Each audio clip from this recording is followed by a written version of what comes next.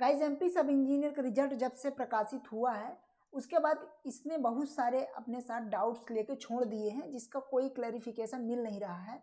और कई लोग तो मैसेज कर रहे हैं, फ़ोन कर रहे हैं, कॉल कर रहे हैं, बस वही समस्याएं बस वही हैं। मेन प्रश्न मैं आपको दिखा देता हूं, अगर आपका ये प्रश्न है तब आप ये वीडियो देखिए, अदरवाइज आप वीडियो मत देखिए, फालतू टाइम वेस्ट करने का कोई मतलब नहीं है। वैसे भी यूट्यूब में इतने सारे वीडियो बन रहे हैं, क्या देखें क्या ना देखें। ऑलरेडी जिनका सिलेक्शन नहीं हुआ वो ऑलरेडी काफ़ी ज़्यादा डिमोटिवेटेड है। तो पर्टिकुलर आप ये वीडियो तभी देखिए अगर आपका ये क्वेश्चन इनमें है। तो सबसे पहला क्वेश्चन ये है कि वेटिंग लिस्ट कितनी क्लियर होगी। इसके बारे में अपन आज पूरी डिटेल में डिस्कस करने वाले हैं। अपन पूरा देखेंगे कि सभी डिपार्टमेंट में कितने पद थे, है ना, जो स्वीकृत पद थे कितने थे। जैसे सभी डिपार्टमेंट की मैंने लिस्ट खोल ली है और पर्टिकुलर मैं डिपार्टमेंट वाइज आपको बताता हूँ अप्रॉक्सीमेटली कि इसमें कितनी वेटिंग क्लियर हो सकती है। जो हमारे पास डेटा आए हैं या और भी जो डेटा है उसके अकॉर्डिंग हम जो है तो बता सकते हैं कि कितने इसमें क्लियर हो सकते हैं, जिससे आप थोड़ा सा आपके मन में ये क्लैरिटी रहे कि ठीक है मेरा नहीं होगा या होगा, तो ये थोड़ा पता रहे कि हाँ हो सकता है, तो आपको सतर्क रहें। नहीं होगा तो फिर आपको आगे तैयारी करनी है। तो चलिए सबसे पहला क्वेश्चन तो आपका ये रहने वाला है। दूसरा क्वेश्चन क्या है? दूसरा क्वेश्चन ये है कि अभी क्या है कि कोर्ट में बहुत सारे अब केस लगने वाले हैं या लग रहे हैं या लग जा चुके हैं, है ना। जैसे पहले एक केस चल ही रहा था जो कि हमारे संविदा वाले भाइयों ने लगाया था, ठीक है ना। और इनका कोई दोष नहीं देना चाहेंगे, ऐसे वो अपना पक्ष रख रहे हैं। दरअसल देखिए कोई भी आपके पास फाइनल लास्ट जो ऑप्शन होता है वो कोर्ट ही होता है, ठीक है ना। आपको अपना सब कुछ प्रूव करने के लिए आप वहाँ जाके अपना हक ले सकते हैं, जो कि सभी लोग कर रहे हैं। अब ये जरूर है कि इसमें काफ़ी ज़्यादा लेट होगा और इसमें ये भी संभावना है, कई लोगों को तो ये कहना है कि हम रिजल्ट को रिवाइज करना चाहते हैं। रिवाइज का मतलब ये है कि हम चाहते हैं रिजल्ट दोबारा आए। अब ऐसी क्यों मांग है इनकी, चलिए थोड़ा सा हम डिस्कस करते हैं, इनके पॉइंट ऑफ व्यू को सुनते हैं। संविदा वालों को ये कहना है कि इनकी बहुत सारे कैंडिडेट्स ने इनकी सीट में डाल दिया था कि हम भी संविदा वर्कर हैं। बेशक उन्होंने गलती से डाला है, क्योंकि वहाँ फॉर्म भरते टाइम ये लिखा गया था कि क्या आप 20% संविदा का लाभ लेना चाहते हैं। तो लोगों ने भर दिया कि हाँ लेना चाहते हैं, लाभ क्यों कोई नहीं लेना चाहता है ना। तो इस हिसाब से लोगों ने भर दिया, हाँ कर दिया कि हाँ भाई हम लेना चाहते हैं, क्यों नहीं लेंगे। लेकिन उनको ये पता नहीं था कि उसका मतलब ये है कि आप 5 साल संविदा में जॉब कर चुके हो, उसके बाद ये आपको लाभ मिलेगा। अब क्या हुआ कि उन्होंने फॉर्म तो भर दिया, रिजल्ट भी आया, उनका सिलेक्शन भी हो गया, मेरिट में नाम भी दिख रहा, लेकिन यहाँ सबसे बड़ा घाटा किसका हुआ? जो असली में संविदा कर्मी है उनका ये घाटा हुआ कि उनकी सीट छीन गई। अभी सीट भले ही वो बाद में जब वो जाएंगे डॉक्यूमेंट वेरिफिकेशन कराने तो उनका नहीं होगा, फिर उनका नंबर आएगा। अब इसमें थोड़ी दिक्कत ये होती है कि कई बार क्या होता है भर्तियों को बैकलॉग में डाल दिया जाए, ज़्यादा वेटिंग क्लियर नहीं की जाती है। इसलिए इनकी चिंता है कि जितने भी लोग ऐसे हैं जिन्होंने डाल दिया है धोखे से, बाय मिस्टेक डाल दिया, वो लोग अपने से सामने अगर आ जाएं या कोर्ट में हम लोग ऐसा प्रूव कर दें तो प्रॉपर इससे ये हो जाएगा कि हमारा प्रॉपर जो हमारा पुराना जो लोग छटे हुए हैं अभी बचे हुए बाहर निकले हैं 1-2 नंबर से जो रह रहे हैं उनका सिलेक्शन हो जाएगा फाइनली। बाकी उनका तो ऐसे भी नहीं होगा जिन्होंने संविदा लिख दिया है, ठीक है ना। दूसरी बात क्या है? दूसरी बात हमारे केस जनरल कैटेगरी के भाई लोग लगा रहे हैं। उनका ये कहना है, उनका मानना ये है कि ओबीसी रिजर्वेशन के अकॉर्डिंग है। इसमें ये है कि जो 27% ओबीसी का रिजर्वेशन है जो कि कोर्ट ने बोला है, कोर्ट ने बोला है कि ये 14% रहेगा, ठीक है ना। सरकार अभी मान रही, सरकार ज्वाइनिंग भी करा रही है 14%। तो इनका कहना है कि हम इनके खिलाफ कोर्ट में जाएंगे और हम ये करवाने की कोशिश करेंगे कि जैसे एमपीपीएससी अगर नहीं ले रहा है और भी आयोग अगर नहीं ले रहे हैं तो आप कैसे ले सकते हैं। भले अभी पुलिस की ज्वाइनिंग हुई है, जैसे आपने देखा 27% में हुई है, क्या होगा इसका आगे का मामला पूरा देखने लायक है। तीसरा क्वेश्चन है डिप्लोमा वालों का। डिप्लोमा वालों का क्या क्वेश्चन है? डिप्लोमा वालों का ये क्वेश्चन है, डिप्लोमा वाले ये कह रहे हैं कि भाई ये जॉब पहले आप हमें दो, आप बीटेक वाले को अलाउ ना करो, उनका ये कहना है।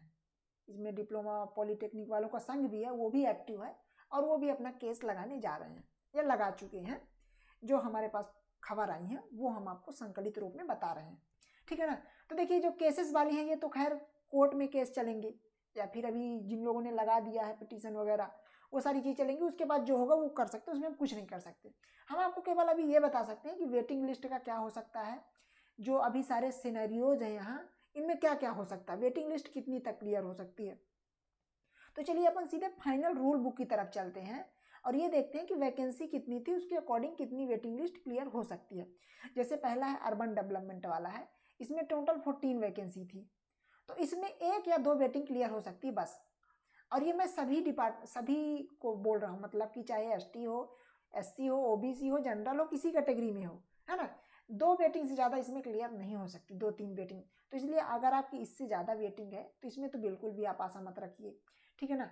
वेयर हाउसिंग का है, वेयर हाउसिंग में कितनी है, देखिए भर्ती 6 है और ये 15 है, 6 संविदा वालों के लिए, 15 और इसके लिए है, ठीक है ना।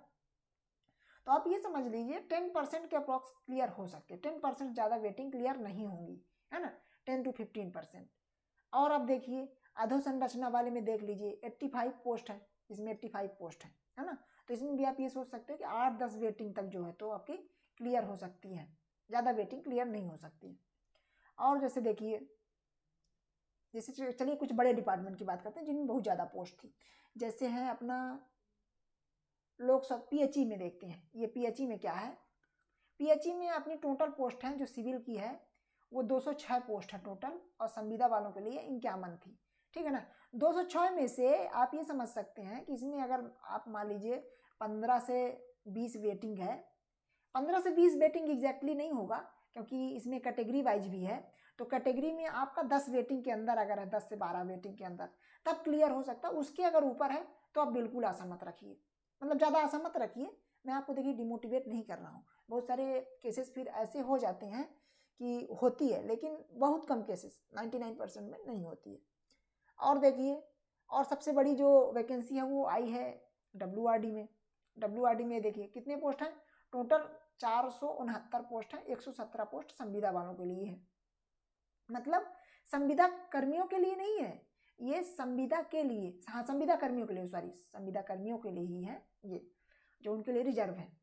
तो इसमें ये देखिए कि 469 पोस्ट, इसमें से आपकी जो है तो लगभग आराम से अगर आप किसी भी कैटेगरी में हैं तो आपकी 10-12 वेटिंग तक क्लियर हो सकती है, 15 तक भी हो सकती है ना। आप कैटेगरी में हो, अलग अलग कैटेगरी में, मतलब ओवरऑल जो है तो 30 से 40 वेटिंग इसमें क्लियर हो सकती है। अब आप सोच रहे होंगे कैसे होंगी कि वेटिंग क्लियर, जो अभी और भी एग्जाम्स है, जैसे आपने बताया, हमने पहले भी वीडियो में जिक्र किया था कि उसमें जैसे अदर एग्जाम है, एमपीपीएससी का है, या फिर टीओ वगैरह जो छोटे मोटे एग्जाम्स हुए हैं, और भी होंगे बहुत सारी चीज़ें हैं, या फिर कुछ लोगों को अलग अलग डिपार्टमेंट मिल गए हैं। अभी कुछ बात ये सुनने में आ रही है कि हालांकि कुछ लोगों ने स्क्रीनशॉट भी भेजा कि उनको 2-2, 3-3 डिपार्टमेंट में मेरिट लिस्ट मिली हुई है ना। तो ये भी अच्छी बात, मतलब कि ये भी एक खराबी बात है कि एक बंदे को आप 2-3 मेरिट में दे रहे हैं और दूसरे बंदा उससे छट रहा है ना, बाहर है वेटिंग से, तो ये तो बिल्कुल नहीं करना चाहिए। और देखते हैं अपन और बड़े डिपार्टमेंट में कहाँ वैकेंसी आई। लोक निर्माण में देख लीजिए 122 पोस्ट है, तो इसमें तो खैर ज़्यादा नहीं होंगी, पर इसमें भी 2-3 वेटिंग आप जो है तो एक्सपेक्ट कर सकते हो, हर एक कैटेगरी में अपनी अपनी। और देख लीजिए, और सबसे ज़्यादा है आरईएस में। आरईएस में वेटिंग ठीक ठाक क्लियर होंगी, आरईएस में ठीक ठाक वेटिंग क्लियर होगी, फिर भी 10 से 15 तक वेटिंग क्लियर होने की संभावना है आरईएस में। आपका जिस कैटेगरी में हो आप देख सकते हैं। संविदा वालों की भी आरईएस में 110 पोस्ट है ना, उनकी भी वेटिंग अच्छी क्लियर होने के चांसेस है। खासकर आरईएस में हमें डाटा जो मिले हैं संविदा वालों के लिए, अगर स्पेशली हम बोले तो आरईएस में काफ़ी लोग ऐसे लोग सेलेक्टेड हैं जो कि फेक हैं। फेक का मतलब ये है कि जो संविदा में काम नहीं कर रहे हैं, तो आरईएस में ठीक ठाक वेटिंग क्लियर होने के चांस बनते हैं। और फिर इनमें तो थोड़ी थोड़ी है, इसमें कुछ नहीं कह सकते। ये नगरीय प्रशासन में आप देखिए, इसमें टोटल बैकलॉग भर्ती 74 थी और अभी की ये 14 थी। बैकलॉग वही होती है जो इस बार इनकी वेटिंग क्लियर नहीं होती है। तो आप समझ लीजिए कि अगर इस बार वेटिंग क्लियर नहीं होगी तो ये वैकेंसी फिर बैकलॉग में चली जाएगी, फिर अगली बार जब कभी आएगी, अगले साल आएगी या उसके अगले साल जब भी आएगी, तो उसमें जो है तो क्लियर होगी फिर।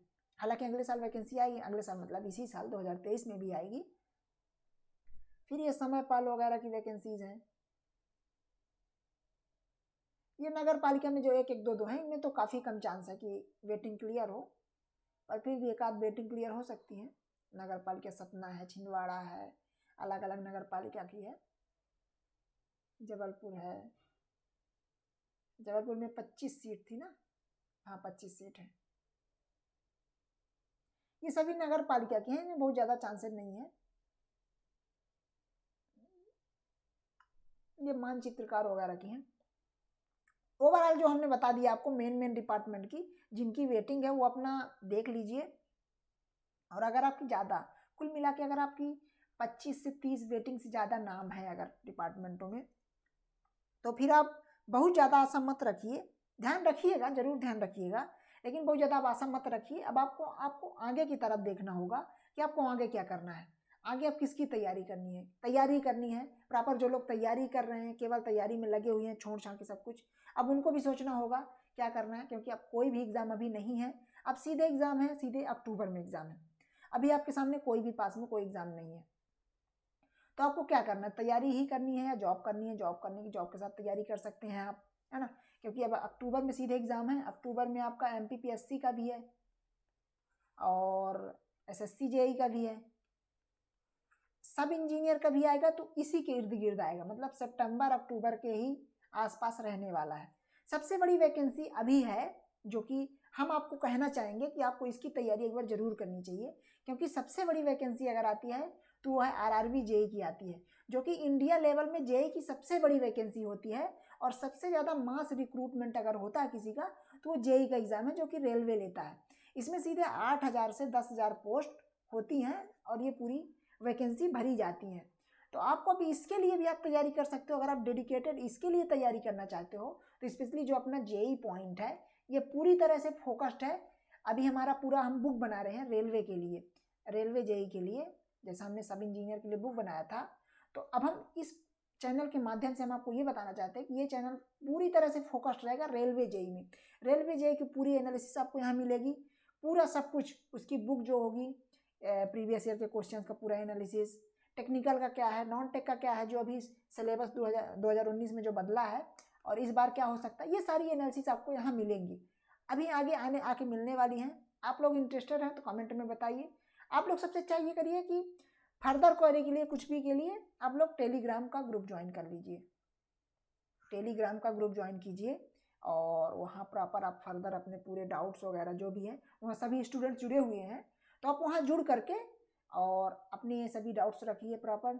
चाहे आपकी ज्वाइनिंग की रिकॉर्डिंग हो, जिनका सिलेक्शन हो गया उनके लिए तो मैंने हालांकि अभी तक कुछ नहीं बोला है, लेकिन अगर आप देख रहे हो जिनका सिलेक्शन हो गया है, तो आपके लिए भी स्पेशली आगे क्या DV की प्रोसेस होने वाली है, ये सारी चीज़ें हम बताते रहेंगे। आप लोग इंतजार करिए, ज़्यादा टाइम अब नहीं लगेगा। देखिए जिनका सिलेक्शन हो गया है उनको लगभग अब ये समझ लीजिए कि मार्च में उनको बुलाया जाएगा डॉक्यूमेंट वेरिफिकेशन के लिए। होता क्या है कि जैसे अभी जो पूरा प्रोसेस हो गया है, अब इसके बाद क्या होगा कि जो व्यापम है, व्यापम सभी के रिजल्ट की कॉपी किसको भेजेगा, कंसर्न डिपार्टमेंट को भेजेगा। जैसे जिसका RES में हुआ है उसको RES डिपार्टमेंट में सभी को भेज देगा कि इतने बंदों का हमने सिलेक्शन करके आपको दे दिया, ये रिजल्ट की कॉपी आप देखिए। फिर भी डिपार्टमेंट क्या करेगा, डिपार्टमेंट पर्टिकुलर उन बंदों को सिंगल उनको भेजेगा कि भाई साहब आप आओ अपना और वो चेक करा लो, डॉक्यूमेंट वेरिफिकेशन करा लो। अब वो भाई साहब आएंगे और डिपार्टमेंट में जाके वेरिफिकेशन कराएंगे, वहीं छटेंगे कटेंगे। जो जैसा डॉक्यूमेंट में, एक तो बहुत सारी गलतियाँ करते हैं, इसके लिए एक हम सेपरेट वीडियो बनाएंगे कि डॉक्यूमेंट आपको क्या क्या चाहिए, क्या क्या प्रॉपर देना है, क्या क्या ले जाना है। बहुत सारी गलतियाँ भी होती हैं अभी इसी में। कई लोग जो है, तो जैसे मान लीजिए अगर अपने पास 2000 सीट है, तो इसमें से 5% लोग तो डॉक्यूमेंट में ऐसे छटेंगे कि उनके बहुत छोटी छोटी गलतियों से छट जाएंगे वो। आप ये समझ लीजिए, इंडिया है यार, गलती अपन करते हैं, गलती कर करके सीखते हैं। ऐसा किसी का आधार कार्ड नहीं है कि जिसका आधार कार्ड अभी तक हो और उसके आधार कार्ड में गलती ना हो। किसी का नाम गलत है, किसी सरनेम गलत है, किसी का DOB गलत है, किसी के मम्मी का नाम गलत है ना। तो ऐसे ऐसी चीज़ें होती हैं, हम एक साथ एक बार में कभी कर ही नहीं सकते हैं सच्चाई, समझ रहे हैं ना।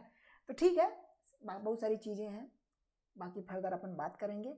तो आप पहले तो ये देख लीजिए, आपका जो सबसे मेन क्वेश्चन था कि वेटिंग का क्या होगा। वेटिंग का क्या होगा, वेटिंग का मैंने शायद सब कुछ बता दिया है आपको, विभागवार तरीके से बता दिया कि अलग अलग डिपार्टमेंट में क्या कैसे क्लियरेंस के चांसेस हैं, और शायद अब आपको कोई डाउट नहीं रहेगा होगा। तो गाइस चलिए मैं चलता हूँ। अब आज रात के 12 बज गए हैं, ये वीडियो मैं 1 बजे करीब रिकॉर्ड कर रहा हूँ, क्योंकि क्या है कि टाइम की काफ़ी ज़्यादा कमी रहती है, इसलिए प्रॉपर मैनेज नहीं हो पाता है।